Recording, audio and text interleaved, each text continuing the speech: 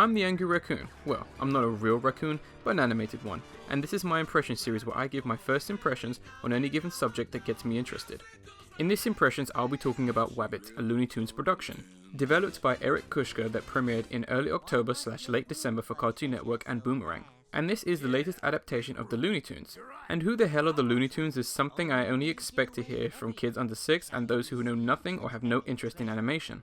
So just in case, let me get you caught up. The Looney Tunes are film and animation icons that started in 1930, created by legend Chuck Jones, who is one of many who created some of animation's most masterful work during the golden age of American animation until its original run ended in 1969. Many adaptations were created over the years, some good, some bad, mostly never coming close to the original series. Even popular ideas like Space Jam, which gave us nothing but good effects for the time, and the questionable character of Lola Bunny, as well as newer adaptations like the Looney Tunes show, which tried so hard to be different, it forgot it was a show about the craziest cartoon characters ever.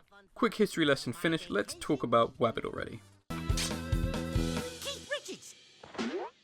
Assuming most know by now who the Looney Tunes are, let's talk about the series' plot, which is structured exactly like every short involving Bugs Bunny from the original series. Most likely due to the fact that Wabbit is a collection of about 5.5-minute shorts presented as 11-minute episodes. This structure begins with Bugs just going about his life as the mellow rabbit he is, as we're introduced to the antagonist, which becomes the main thread of the short, usually just getting in Bugs' way or being a jerk. So of course, you know this means war. Hope you're hungry, Squeaks, because calzone is on the menu. To which the show develops into Bugs foiling the antagonist by dressing up, breaking the fourth wall, cartoon logic, and smooth talking, which ultimately defeats the dumb antagonist, leaving Bugs the victor almost always. It's the same formula from the original series, and I'll get back to that fact. But if it ain't broke, don't fix it, I guess. Thought you could outsmart me from getting my own foot, eh? I got my foot! As you would imagine, the most important aspect of the Looney Tunes is the characters themselves. So how do they fare up? Yep. What's up, dog? Bugs Bunny is pretty much the same when it comes to his look and personality, with a few tiny changes. For example, in Wabbit, he's a bit scrawnier looking compared to his original design, which I'm not the biggest fan of. As far as returning and existing characters, the two I've seen so far being Yosemite Sam, a design and character I really like in this series, as well as Wile E. Coyote, who does talk in the show but they have given him a character. He's a well-spoken snob and antagonist to Bugs. He is a technological genius who is ironically defeated by said creations and lack of logic. This character is a near-perfect marriage of the old and new, as people understand the joke and character being old-school fans and the new generation, but we'll go into that later.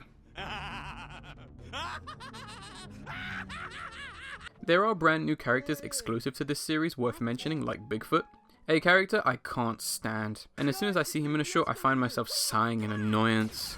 He's really only here for younger audiences, as he's your typical big dumb character, as his shorts involve him bugging Bugs. See what I did there? Which is fine having a character that Bugs can't beat, or the show would get boring if he always wins. But Bigfoot slows the show down because he's not funny, nor do I think kids will like or find him funny. And lastly, Squeaks the Squirrel, Bugs' housemate and friend, who is an almost silent character, but as his name suggests, he communicates by squeaking and using movements to act out what he's trying to say.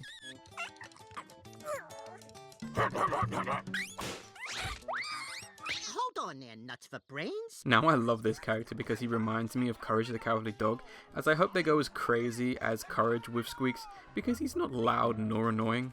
I originally thought that it was random squeaking noises coming from his mouth, but he actually has a voice actor. And on that note, all the voice acting is good. Those voicing original speaking characters do a well done job, as you can really feel them channeling Mel Blanc. As for other key aspects in this series, the overall look of the animation is good, but nothing to really write home about. The characters' movements are fast when they need to be, and the show is quite colourful for being based in the modern world. A negative I have is the show's backgrounds, which are nice with a paintbrush style, as there are moments where the backgrounds really stand out, but I'm taken out of the environment because if you look at the characters, they're in a 2D art style of their own and have a weird aura around them. If you look closely, you can see that the characters don't look like they're in the cartoon, rather just in front of a picture. For my final thoughts, Wabbit is the best adaptation of the original Looney Tunes series to date, as I really respect the creators for going back to the franchise's roots and putting together a show that clearly gets the characters and comedy spot on and introduces new ideas that kind of work.